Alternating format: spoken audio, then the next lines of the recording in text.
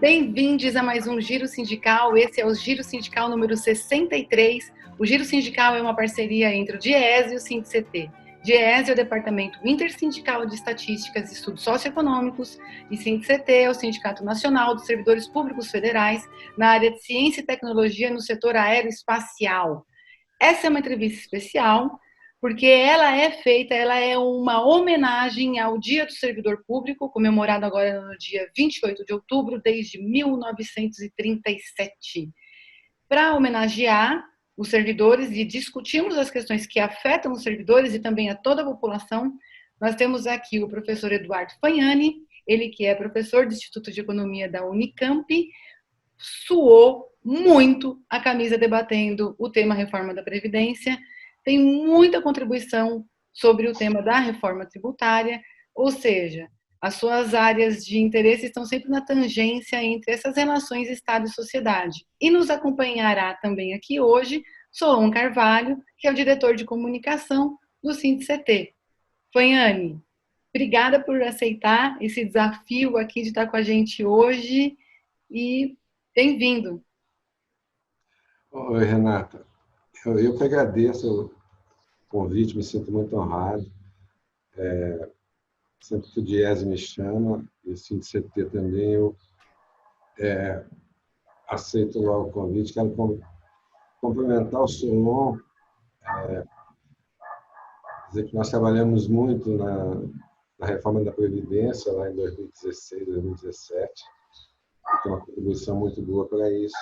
Estou à disposição de vocês.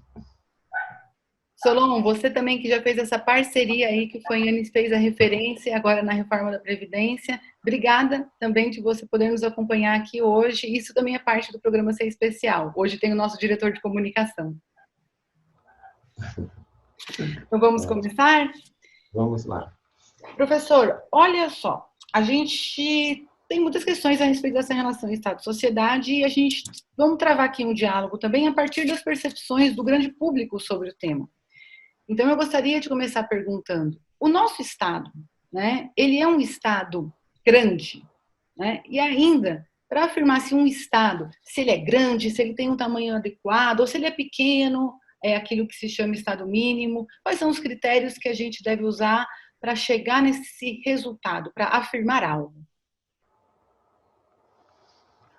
Bom, essa discussão se o Estado é grande, o Estado não deveria ser tão grande, ela é uma opção da sociedade, né, da democracia. Então, eu vou me recordar aqui do que aconteceu na Inglaterra na década de 40. Né? Depois da Grande Recessão de 1929, você tem a Segunda Guerra Mundial, né? E, enfim, você tinha um cenário de uma crise econômica e social muito alta, né? Com desemprego, com fome, etc., etc. E aí, em 1942, ainda durante a guerra, vai surgir o Lord Keynes, o Lord Beveridge, né? Ele era amigo do Keynes também, e ele vai escrever um trabalho célebre, né? Ele dizendo o seguinte, o plano Beveridge ficou conhecido, né? É um pouco a raiz do estado de bem-estar social inglês, né? Que depois foi difundido nos outros países, né? Então, o que ele dizia lá? Olha, a sociedade inglesa tem que combater os 5 demônios, né? Que era a fome, a ignorância, a doença, né? O ócio, né? Enfim, eram os 5 demônios. Então, ele faz esse plano Beveridge. É nesse contexto que vai surgir toda a coisa do Estado de Bem-Estar Social Europeu, o Sistema Nacional de Saúde inglês, né, que depois virou referência no mundo, virou referência para o Brasil, no SUS. Né, surge a partir do plano Beveridge, né, a ideia toda de você dar proteção para o indivíduo, né, desde que ele nasce até o momento que ele morre. Né. Então, a Inglaterra, naquele momento, fez um sistema de proteção social, né, a educação gratuita em todos os níveis de ensino, a saúde gratuita em todos os níveis de ensino, né? E a partir do pós-guerra esse plano foi implantado e com resultados econômicos e sociais impressionantes, né? Então, veja, aquilo foi uma decisão do povo inglês naquele momento, que foi seguido pelas outras sociedades da social-democracia naquele momento, né? Então, depende muito da opção da sociedade, né? No Brasil, nós optamos, em meados dos anos 70, quando nós começamos a pensar uma agenda reformista, democrática, né? Os nossos especialistas, muitos foram meus professores, o que me dá muito orgulho. Eles pensaram na experiência da social-democracia do pós-guerra. Então, nós decidimos aqui, fizemos um pacto social, né? Que é o pacto que foi selado em 88, né? Com a ideia de que a sociedade tem que ser mais justa, né? A ideia de direito, né? Saúde não é filantropia, né? Eu morei no interior de São Paulo, na minha cidade tinha lá a Santa Casa de Misericórdia, tem tantas santas casas de misericórdia, né? Então, a saúde sempre foi tratada no Brasil como misericórdia, né? Não, a saúde é um direito, né? Esses direitos são universais, todos têm direito, né? Até 88, prevalecia uma ideia da cidadania regulada, né? Que é um conceito que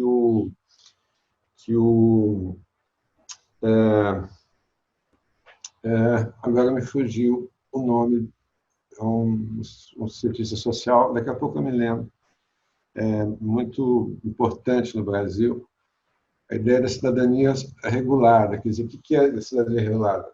Até 88 só tinha direito quem o Estado decidia, só era cidadão quem o Estado decidia, né? Então, os direitos não eram universais.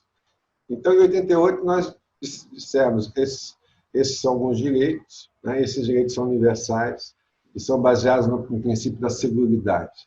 O que é o princípio da seguridade? Olha, cada cidadão está disposto a contribuir para que todos tenham um mínimo, inclusive aqueles que não podem pagar, né? Então, a sociedade decidiu isso, né? Agora, tem sociedades que decidem ao contrário, né? O Chile decidiu exatamente o oposto, né? O Chile decidiu o oposto. O Chile decidiu fazer o Estado mínimo, né? Privatizou tudo que podia privatizar, inclusive saúde, educação, previdência, né? E, enfim, que nós temos o saldo do Chile, que é o Chile, junto com o Brasil, é um dos países mais desiguais do mundo, né? E hoje em dia está sendo contestado pela sociedade. Então, não existe uma receita, o Estado tem que ser assim, o Estado tem que ser assado. Depende das opções que a sociedade democraticamente faz. Mas essas opções, elas envolvem gastos, elas envolvem um determinado volume de arrecadação, elas se implicam em um determinado número de serviços que o Estado vai prover diretamente.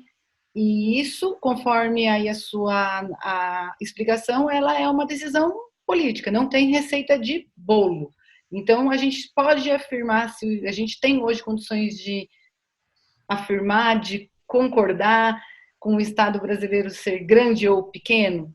Como que, se alguém fala, professor Fanhani, o Estado brasileiro é muito grande, o que o professor Fanhani comenta?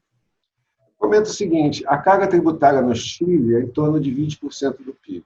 A carga tributária do Brasil é em torno de 33% do PIB. Tá certo? Então, eu posso dizer que o Chile é um estado menor do que o Brasil. Tá certo? Agora, vamos ver como é que vive a população no Chile, como é que vive a população no Brasil. Então, o que seria o Brasil sem o SUS? O que seria o Brasil sem o SUS nessa pandemia? O que seria o Brasil sem a Previdência nessa pandemia? O auxílio emergencial foi importante? Foi importante. Mas eu garanto para você que o mais importante é o fato de que mais de 30 milhões de brasileiros, cerca de 40 milhões de brasileiros, tem ao menos a previdência e o benefício de prestação continuada como fonte de renda, né? E um benefício em torno de R$ 1.400, que é 2 vezes maior do que o auxílio emergencial. Se você for ver, se cada pessoa, se cada uma dessas 30, 40 milhões de pessoas tiverem mais 2 membros na família, eu estou falando de 120 milhões de brasileiros. Então, eu pergunto para você, o que seria do Brasil nessa pandemia se não tivesse o SUS e não tivesse a Previdência Social, o INSS e o benefício de prestação continuada? Né? Nós seríamos um Estado muito menor. Né? Mas quanto seria, né, quão maior seria o sofrimento da população, ainda maior do que ela está vivendo hoje? Né? Então, isso é muito relativo. Né? Alguém disse o seguinte, que não sei, não me lembro agora quem foi, mas disse o seguinte: olha, a educação tem um custo, né? Mas a ignorância tem um custo muito maior. Procura calcular o custo da ignorância, tá certo? Então, é um pouco por aí que a gente tem que ver. Né? Agora, o que aconteceu no Brasil? O que aconteceu nos países europeus? Eles fizeram o Estado de Bem-Estar Social e fizeram um sistema tributário progressivo. Né? O livro do Piketty mostra muito bem isso. Aliás, o Piketty diz que você só faz mudanças na tributação, você só tributa os ricos em contextos de guerra, né? Ou de calamidade, como a grande recessão de 29 e a Primeira Guerra e a Segunda Guerra. Foi só por conta da grande recessão de 29 e a Segunda Guerra que a Europa, por exemplo, fez um sistema tributário progressivo. Né? Sempre digo isso, as pessoas não acreditam, mas entre 1940 e 1980, no Reino Unido e nos Estados Unidos, a alíquota máxima do imposto de renda para pessoas muito ricas foi superior a 90%. 90%.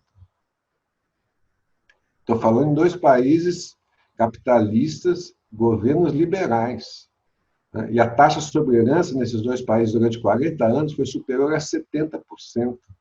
Né? Então, esses países criaram o Estado de Bem-Estar Social, né? Mas também criaram uma tributação progressiva. Eu sempre digo isso. O Estado de Bem-Estar Social é irmão siamês da tributação progressiva. Porque como é que eu vou financiar a parcela de direitos daqueles que não têm renda? Né? Via transferência de renda via impostos. Eu tributo as altas rendas e transfiro esse dinheiro para financiar, por exemplo, o sistema de saúde, que é público, universal e gratuito, ou a educação, que é pública, universal e gratuita. Então, o que aconteceu no Brasil? Nós criamos um embrião do Estado de Bem-Estar Social, mas nós não criamos uma tributação progressiva. Né? Então, esse é um dos grandes limites do nosso sistema de proteção social. Sim, a gente... Agora isso não quer dizer, eu queria deixar muito claro esse ponto.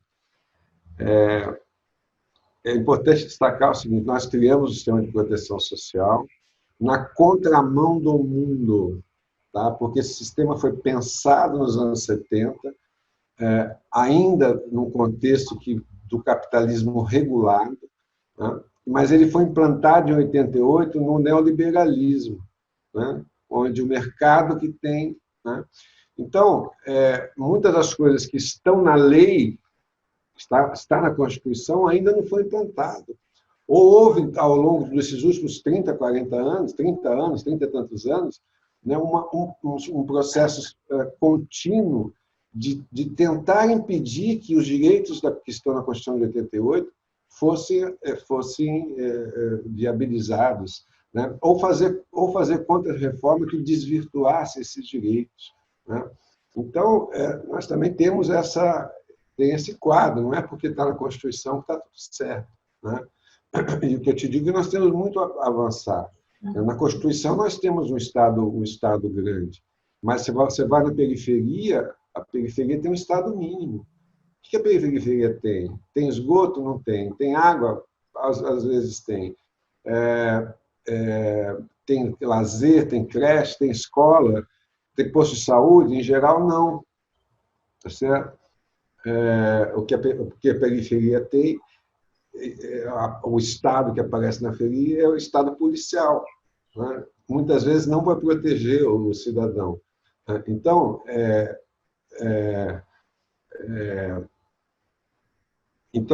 a gente tem que levar em conta isso. Né? O fato é que o Brasil é um dos países mais desiguais do mundo, né? Segundo o Piketty, ele é o segundo mais igual do mundo, só perde para o Catar, né? E isso tem a ver com a nossa história, né? Nós sempre fomos uma colônia de exploração, nós nunca pensamos na constituição da nação, né? As nossas elites sempre foram exploradoras, elas nunca, você não tem uma burguesia nacional, né? Pensam no país. Nós temos um passado escravocrata dos maiores, dos mais longínquos que nós já tivemos, né? Nós temos uma divisão de classes sociais muito forte, né? E eu gosto de citar uma frase do Joaquim Nabuco, que ele dizia assim, não é isso que ele diz, mas é mais ou menos assim: difícil não é acabar com a escravidão, é acabar com seus resquícios. Foram 350 anos de escravidão e serão necessários mais 350, porque a escravidão está em todas as instituições. A escravidão está na alma do brasileiro, ela está na economia, na política, no jornalismo, na igreja, tá certo? Então, infelizmente, nós temos uma elite. A elite, ela é racista, né? Ela é classista, né? Ela tem horror a pobre, tem horror a negro, né? Isso a gente vê todo dia, só você sair de carro, ir no restaurante, ou ver o seu vizinho, como é que ele se comporta, né? Então,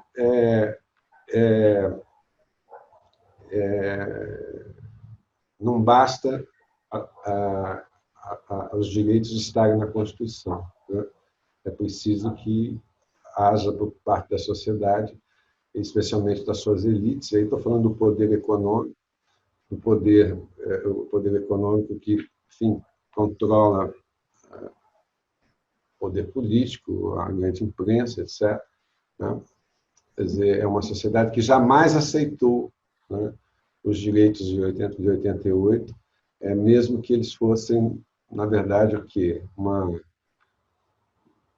Alguns princípios básicos da social-democracia. Porque a social-democracia é uma forma de humanizar o capitalismo. Não tem nada de revolucionário na nossa Constituição, tá certo? Mas se quer isso, a elite brasileira aceita.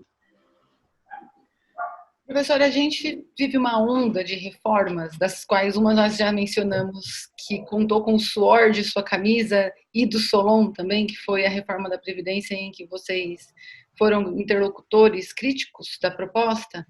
A gente também passou, antes disso, a reforma trabalhista. Agora anuncia-se aí, desenha-se elementos de reforma tributária que também é de seu grande interesse. E uma delas que está em tramitação, nessa onda de reformas, é a PEC 32, que é a reforma administrativa. Então, dentro desse contexto, e agora pegando também um pouco a questão do nosso servidor, da nossa servidora pública, qual é a sua opinião sobre essa reforma, sobre a reforma administrativa? Olha, eu acho que a minha resposta anterior ajuda a responder essa questão que você coloca. Eu disse para você que nós temos uma sociedade, uma elite muito atrasada, né, que não aceita sequer, né, alguns elementos da social-democracia europeia, do ponto de vista de direitos, né? Então, o que aconteceu em 88? Em 88, se você olhar para trás, você vai ver o seguinte, que o que unia todas as forças políticas era a redemocratização do país. Era só isso que unia as várias forças. Eu acho que, por exemplo, o avanço dos direitos sociais foi um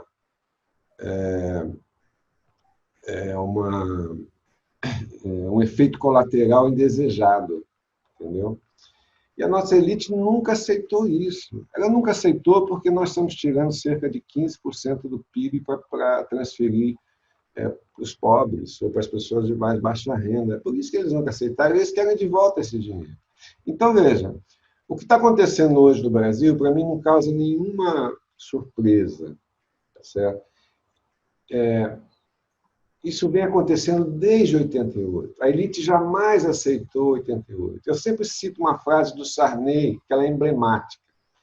Em 88, o Sarney era presidente da República, e na última etapa da Constituinte, ele vai em cadeia de rádio e televisão.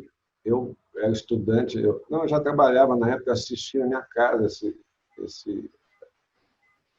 essa cadeia de rádio e televisão. Ele disse assim: olha, senhores constituintes, o senhor tem a última chance para mudar essa Constituição.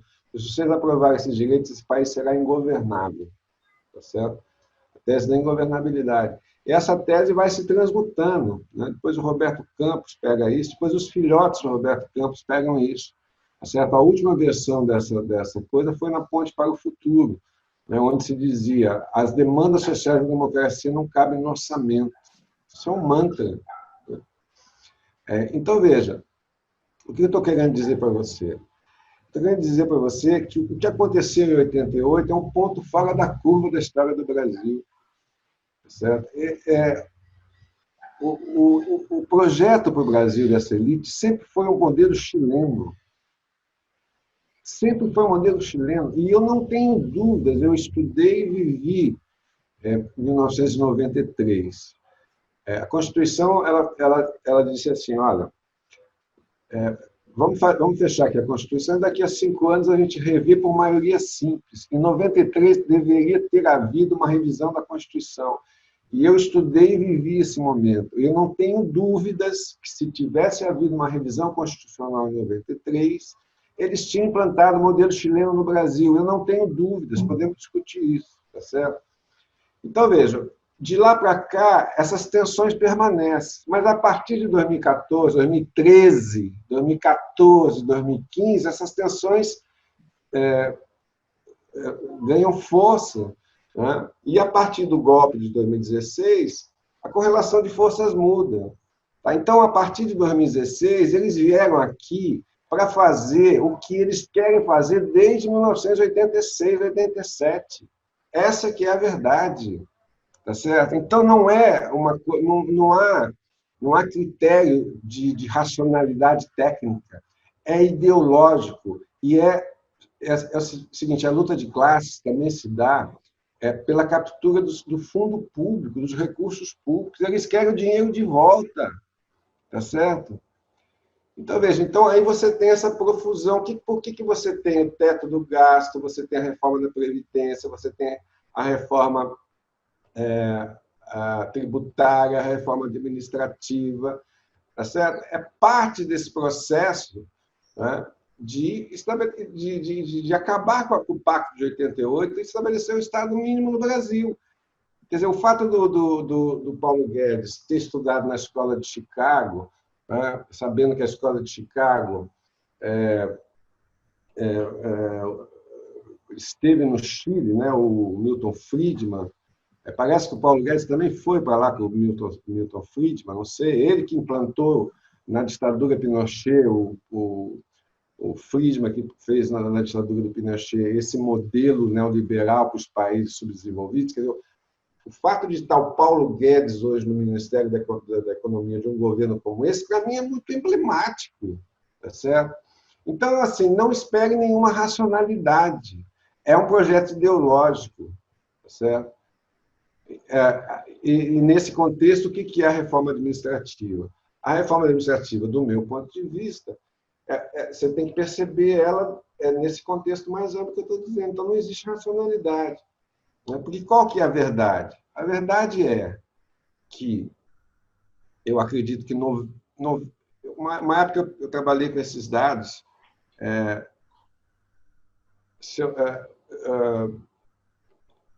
O quadro de funcionário público no Brasil não é elevado na experiência internacional, tá certo? Cresceu muito a partir da Constituição de 88, especialmente nos municípios e nos estados, mas especialmente nos municípios. Né? Por conta do quê? Por conta do SUS. Né? O SUS foi descentralizado, os municípios passaram a assumir, você tinha que contratar gente. A educação foi também descentralizada com o Fundef nos anos 90, corretamente. Né? Assistência social, a Lei Orgânica de Assistência Social é de 95, começa a ser implantada. A partir de 1995, também é coisa municipal. Então, você tem um crescimento do emprego nesses níveis nesses níveis, especialmente para atender essas necessidades básicas da população. Né? E quando você olha o salário médio do funcionário público é muito baixo.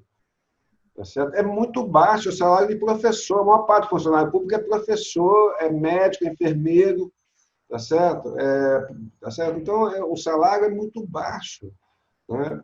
Uma época, quando eu estava trabalhando na Previdência, eu me lembro de ter visto esses dados no caso da Previdência. Eu me lembro assim, é mais ou menos assim, mais de 50% dos funcionários públicos federais ganham até quatro salários mínimos, mais de 50%. Quem recebia, eu posso agora não estar falando os dados corretos, mas quem recebia acima de R$ 20.000 eram em termos de 17%. Né? E quem recebe os altos salários acima do teto, isso não é mais do que 1%, ou 2%, tá certo? Que é o judiciário, etc. Então, que reforma é essa que você vai fazer, que você deixa de fora os militares, você deixa de fora o judiciário? Você vai fazer uma reforma em cima do quê? Do professor, do enfermeiro, do médico? Tá certo? Então, assim, não, a gente pode discutir tecnicamente essa reforma, mas não há razão técnica para você implantar uma reforma administrativa. A razão é política e é ideológica. A ideia é cortar gasto mesmo, tá certo? Eu insisto, a Constituição de 88 capturou cerca de 10, 15% do PIB, tá certo? Que eles querem de volta, tá claro? Então, é essa que é a racionalidade. Se existe alguma racionalidade, é pela questão ideológica e da captura de recursos públicos. Né? E também há uma outra questão, que é a seguinte: nós vivemos na etapa do capitalismo, na era da dominação das finanças. Né? Então, você tem um monte de bilionários em algum lugar do mundo, tá certo? Reunidos em algum fundo de investimento, tá certo? Que está prometendo, tem trilhões de dólares aquele fundo de investimento, e esse fundo de investimento tem que buscar oportunidades de investimento. Tá certo? Durante muito tempo, esses fundos entraram em petróleo, energia, agora eles estão entrando na área social, tá certo? É na educação, é na saúde, tá claro? Então, eles não. Por que destrói o SUS? Porque o SUS, eles querem destruir o SUS, né? E ter um sistema de voucher, tá certo? Para dar para o setor privado.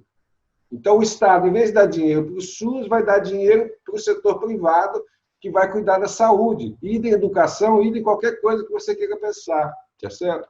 Então, eu não posso ter funcionário público, eu vou ter funcionário privado. Né? Então, são pressões desse tipo que acontecem a todo momento, né, que estão por trás, por exemplo, dessa suposta racionalidade da reforma administrativa que está em debate. Professor, tanto nessa segunda fala sua quanto na primeira, fica muito claro que a questão da PEC 32, da reforma administrativa, colocando isso em relevo, ela é uma questão da disputa do fundo público, ela é uma questão em que eu preciso gastar menos com a folha, porque eu preciso fazer com que esses recursos sejam apropriados por outros setores da sociedade. Por último, chega aí o capital rentista, buscando esses recursos, querendo mais desse quinhão.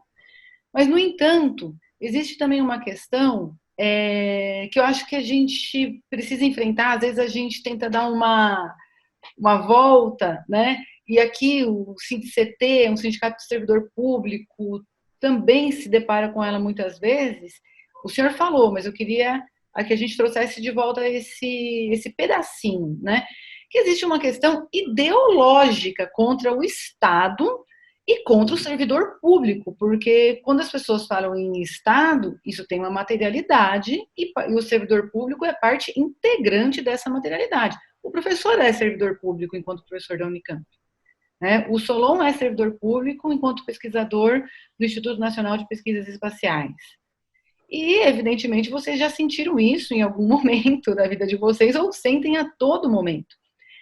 A pergunta, então, nesse momento, que a gente está vivendo, ele é um momento diferente com relação aos ataques ideológicos que os servidores e o Estado sofrem, ou ele é uma perpetuidade, ele vem já de muito tempo atrás, sem ganhar grandes colorações diferentes, ou tem alguma coisa de novo no ar? Refazendo a pergunta, tem alguma coisa de novo no ar, ou a gente é mais do mesmo, uma potencialização do mesmo? O que é novo é que a correlação de forças passou a ser favorável para eles a partir de 2016. Só isso que é novo. Tá certo? Como eu disse aqui para você, quer dizer, a elite brasileira e internacional não queria os direitos sociais da Constituição de 88, não queria. Sempre se opôs e sempre tentou derrotar ou fazer contra-reformas. Tá certo? Então, essa tensão, eu, no meu trabalho, eu uso muito as tensões entre paradigmas, no caso da proteção social. Bom, no caso da economia, não tem tensão nenhuma. Já nos anos 90, o Brasil fez todas as reformas que precisavam ser feitas. Abertura econômica, abertura financeira, privatizações, concessões, Banco Central independente se tornou de fato agora, mas já era. Né? Superávit primário, superávit meta de inflação. E nós fizemos todas as reformas nos anos 90. Na questão social, havia essa tensão, né, entre os defensores do Estado de bem-estar social, tal como está na Constituição de 88, e os defensores do Estado mínimo. Né? Isso qualquer política que você analisa, você vai ver. Né? O SUS, o tempo todo, ele foi implantado, tá certo, com a privatização da medicina crescendo. Alguns setores você resolveu isso, por exemplo, transporte público, mobilidade. Mobilidade agora é uma coisa privada, tá certo? Na ditadura militar tinha a Empresa Brasileira de Transporte Urbano, Fundo Nacional de Desenvolvimento Urbano, não sei o quê. Agora não, agora é concessão privada. Privatizaram o metrô do Rio, privatizaram a ferrovia do Rio, em São Paulo tudo concessão, tá certo? Isso é uma oportunidade de negócio para o capital internacional, etc. Alguns setores eles venceram já nos anos 90. Né? Saneamento agora, estão privatizando tudo, sucatearam as empresas estaduais de saneamento, deixaram numa situação deplorável para depois justificar a privatização. Nos anos 90, o BNDES financiou a privatização dos serviços municipais de saúde, de saneamento. E outros setores nós temos uma tensão, tá certo? Previdência, tentou fazer reforma em 98, depois mais não sei quantas reformas, até que agora o Bolsonaro conseguiu, tá certo? Mas quantas reformas da Previdência, quantas lutas contra a reforma da Previdência nós participamos, né? O Diese, o Solon, quantas? Desde os anos 90. Então, essas tensões estão no ar o tempo todo. Tá certo? O fato novo é que em 2016, que o golpe parlamentar, e toda uma narrativa fantasiosa, ideológica, mentirosa, tá certo? De criminalização dos governos da esquerda, né? Pela nova matriz econômica, pelo populismo irresponsável, tá certo? Então, houve todo um movimento de criminalização do governo da esquerda, né? E, ao mesmo tempo, com o golpe, você tem essas forças políticas retrógradas, né? Passam a ter uma correlação de força favorável a elas. Né? Por isso que eu te digo, o que acontece hoje, para mim, não tem nenhuma novidade. Essas tensões estavam o tempo todo presentes, só que agora o que mudou foi a correlação de forças. Né? Uhum. Antes de passar para o Solon fazer uma pergunta, e aí já é a última pergunta, a gente tinha um roteiro maior, mas o professor foi respondendo ao longo das respostas às perguntas que ainda não haviam sido feitas, né? Que é ótimo, que sobra também tempo para a gente fazer um pequeno jabá aqui, que estava conversando antes da nossa entrevista, da nossa gravação. O professor Fanhani mencionou um projeto que ele está atuando em conjunto com o site Outras Palavras, que inclusive eu li recentemente, o projeto Resgate, onde muito dessa fala que aqui está sendo feita está lá registrada também na forma de textos. Então, quem quiser procurar mais, esse também é uma das fontes em que a gente pode encontrar essa contribuição do professor Eduardo Fagnani. E agora eu quero chamar o Solon para ele fazer uma pergunta, né? Agora o chefe vai perguntar. Preciso caprichar, então.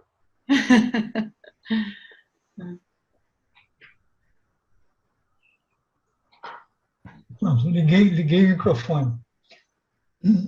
Bom, Eduardo, primeiro é um prazer te rever, né, depois de tanto tempo. Essas reformas parece que não têm fim, nós estamos falando aqui agora dos funcionários públicos, né, nós somos o bode expiatório, né, tudo, a gente é culpado de tudo que acontece. Eu gostei muito, foi uma aula mesmo, né, eu já conheço, esse programa foi uma aula, a gente tem muito o que aprender aqui. A questão que fica é o seguinte, né? Bom, olha, a situação está feia, a gente sabe, cada vez pior. Eu chutaria, quer dizer, nós ainda temos no nosso lado a Constituição, o que sobra dela, porque então está sendo atacada do jeito que pode. Olha, e isso baseado nos princípios acordados na Constituição, essa ideologia daquela época. A gente consegue manter ela. Como que nós vamos manter? Como que a gente vai olhar o futuro? Olha aqui, quer dizer, olha, o que nós podemos fazer, nível de reforma, o que é válido, o que não é válido. Você tem, a gente trabalhou um pouquinho, eu um pouquinho, você bastante, na Previdência. Agora, no tributário, acompanha o seu trabalho, né, desde a reforma solidária e tudo. Que não se discute, a gente vê no Congresso, está esquecida, de propósito, eu acho. A imprensa, a grande imprensa nunca publicou uma linha. Nunca. Pois é, eu vejo isso, todo mundo vê. Né? É triste isso. Vesti a camisa lá, fiz propaganda, mas fica entre nós. Como nossos planos para o futuro? A gente, os progressistas, sei lá, o nome que se chama, né? Nós, como é que nós vamos para frente? Quais seriam as reformas necessárias para a sociedade? O que nós vamos fazer agora? Quais são as prioridades para o estado de bem-estar social, que é o que estão tentando destruir? E nós, como a correlação de forças agora está muito ruim para o nosso lado. Ainda se segura um pouco. Já falei demais, hein? Bom, é uma pergunta difícil, né? Você sabe que economista, quando faz previsão, ele erra. Sempre. Não tem... Você fez aquela contribuição lá, eu me lembro que na Previdência, você junto com a Denise, o Pucci, vocês fizeram um estudo maravilhoso, né? Mostrando que as projeções que o governo faria da Previdência daqui em 2060 eram todas furadas, todas... Eu me lembro que eu dizia assim lá uma vez no Congresso, falei, escuta, os economistas não conseguem acertar o que acontece no ano, vocês vão querer acertar em 40 sem ter um modelo atuarial. Mas, enfim, é difícil a resposta, viu, Solon? Porque o Brasil, você não sabe o que vai acontecer semana que vem. Né? Quer dizer, ontem já a coisa estava... A semana passada fizeram uma pedalada fiscal lá no teto de gasto. Ontem querem privatizar a Petrobras. Então, você não sabe o que eles vão propor amanhã, certo? Então, nós não sabemos. Eu vejo assim, eu falo por mim, né? Há uma possibilidade que eu estou trabalhando para isso, colocando todas as minhas forças nisso, das eleições do ano que vem, tá certo? Eu acho que o Lula ele do meu ponto de vista, é a única liderança capaz, tá certo? De pelo menos reverter esse quadro, tá certo? Não é uma tarefa fácil. A nós, pobres mortais, o que cabe? Cabe lutar, tá certo? Cabe lutar. Eu até comentei isso outro dia num seminário. É o seguinte, vamos ver a experiência do Chile. Né? O Chile teve um retrocesso, teve a ditadura, né? E essa ditadura, isso nos anos 70, né? E depois os militares continuaram com peso na sociedade e no governo, etc., etc., né? Seguiu-se um período já nos anos 80, transformar o Chile num laboratório de políticas neoliberais. O Chile tinha um sistema de proteção social importante até então, né? A educação, o analfabetismo no Chile foi extinto no começo do século passado, tá certo? Nas primeiras décadas do século passado. Eles destruíram tudo isso.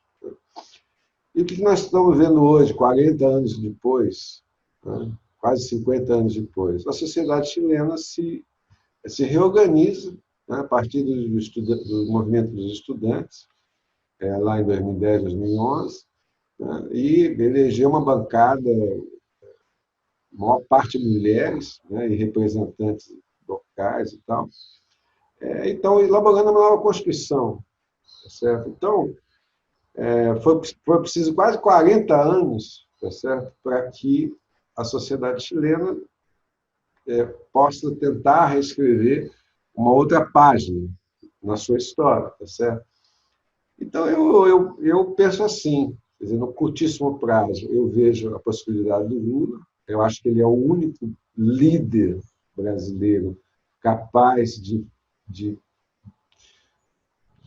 administrar, enfim, né, essa situação tão complexa, né, e eu não espero que o governo do Lula seja um governo fácil, que eventualmente ele venha a seja fácil, porque hoje em dia nós temos que defender a democracia, né? É algo impensável há 10 anos atrás, né? Mas hoje nós temos que defender a democracia. Então é esse que é o ponto. Agora, a sociedade é dinâmica, é crítica, as novas gerações estão surgindo, estão aí, tem movimentos nas periferias, estudantes, etc. Eu vejo que nas próximas décadas, está certo? Eu espero isso, sinceramente, né? Que haja, enfim, essas ideias que nós defendemos, né? Elas possam prosperar. Eu acredito firmemente nisso, né? Não sei se te respondi de uma forma assim mais satisfatória, mais esperançosa, mas é uma esperança, né? O Chile não estaria, estou dando um exemplo do Chile, mas poderia dar de outros países, não estaria vivendo hoje se muitas pessoas como nós não tivessem lutado nos anos 80, nos 90, nos 2000, tá certo? Então é um pouco o que cabe, é o papel que nos cabe nesse momento. Não, eu acho que é isso mesmo. Nós estamos. A eleição do ano que vem é fundamental. O que vai acontecer? E está começando a movimentar e vamos ter que lutar muito até lá. E em seguida, parar a destruição e começar uma reconstrução do país. Gente, eu vou fazer o papel da chata, né? De interromper o bate-papo, que está ótimo. Eu Continuaria. fiquei tão nervoso que eu comecei a fumar. Vocês me desculpem, tá? Mas quando fico nervoso, eu fumo. Essa é a vantagem do online, né? A gente fuma, a gente está descalço, a gente está de bermuda, tem feito parte aí do que é o nosso novo normal, mesmo com o arrefecimento da pandemia. Então, vou fazer aqui as vezes de agradecer a presença de vocês dois em nome do GES e em nome do SINCT. Convidar, deixar já o convite para uma nova oportunidade, a gente continuar fazendo esse debate sobre o Estado e sociedade, sem o que a gente não consegue entender o papel do servidor público e sem o que a gente não consegue entender a importância do servidor público. Defender o servidor público não é uma defesa per se, não é uma defesa de uma figura, de uma categoria de trabalhador apenas, ainda que só isso já valeria o nosso esforço. Mas é também a defesa de um Estado que atenda aos interesses da maioria da sua população. Então, obrigada, Eduardo. Obrigada, Solon. Até uma próxima.